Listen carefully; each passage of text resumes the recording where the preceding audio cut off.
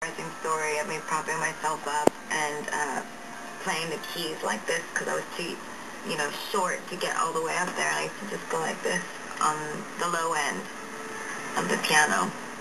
I guess she just looked at my dad one day and said we should get her some piano lessons. I started taking from this woman who was amazing. She was so great. She was like a really great friend. I didn't know this at the time, but she was actually a stripper. I remember I used to say, "Why do you have such long nails? Don't you ever cut your nails?" And she used to say, "Someday you'll understand why I don't cut my nails." She had these long nails like I have now. Now I understand. When I would play, I would sometimes be very sloppy with my hands because I was so theatrical, so I would get really into it and be really emotional while I was playing classical pieces.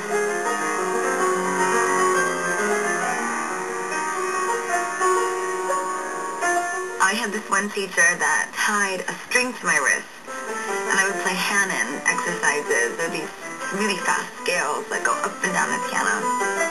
And then she would put this Pink Panther action figure that we would balance the neck of the Pink Panther on the string, and I would have to play really evenly so that Pink Panther wouldn't fall off the string.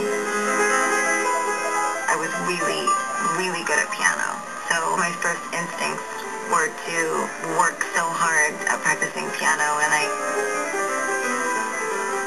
might not have been a natural dancer, but I am a natural musician. That is the thing that I believe that I'm the greatest at.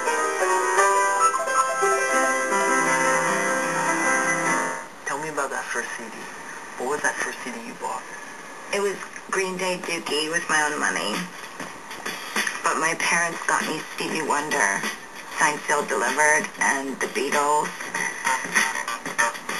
There were 2 CDs, and they were given to me with a boombox, a little boombox, for Christmas when I was young. They could have chose anything but Stevie Wonder and the Beatles. I mean, it's totally their fault.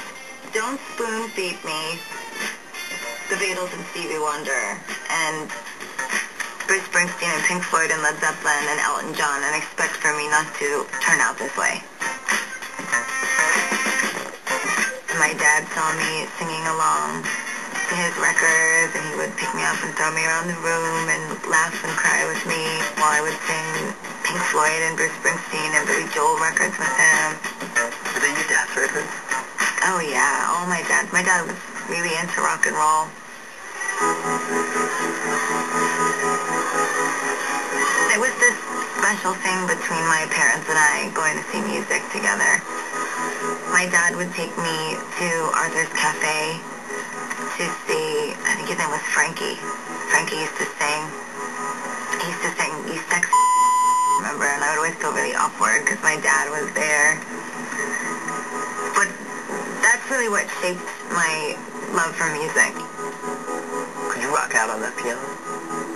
Well, I knew that music on the speakers, but the only music that I knew how to play was classical music. I only knew Beethoven and Mozart and Bach and Chopin and Rachmaninoff. That's all I knew. And then my father gave me for Christmas, it was a Bruce Springsteen songbook for the piano. And on it was Thunder Road, which is my favorite Bruce Springsteen song. And my dad said, if you learn how to play this song, we will take out a loan for our grand piano, a baby grand. It was the hardest thing for me. I was playing these huge pieces, like 15 pages long, and then there was this Bruce Springsteen song. I opened up the book and it was like guitar chords. I was so confused, I didn't understand it. So I just started to read it.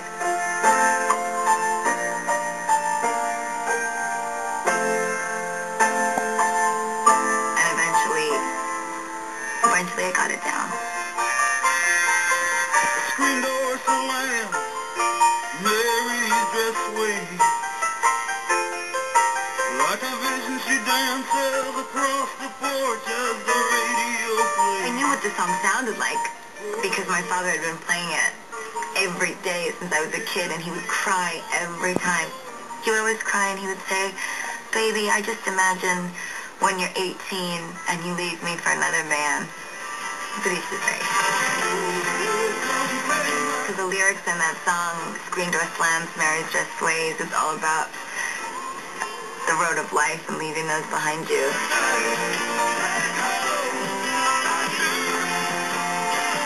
Like a vision she dances across the porch as the radio plays. It was just this beautiful thing with my dad.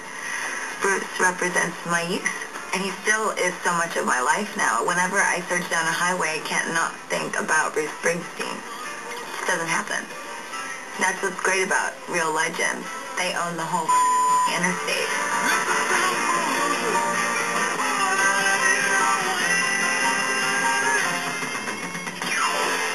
It's a town full of losers, and we're pulling out of here to win. That lyric is like, who writes lyrics like that? It's a nightmare. And that's why I get so passionate about what I do, because when I feel like I have finally written a lyric that is real like that, it's those artists that push me forward.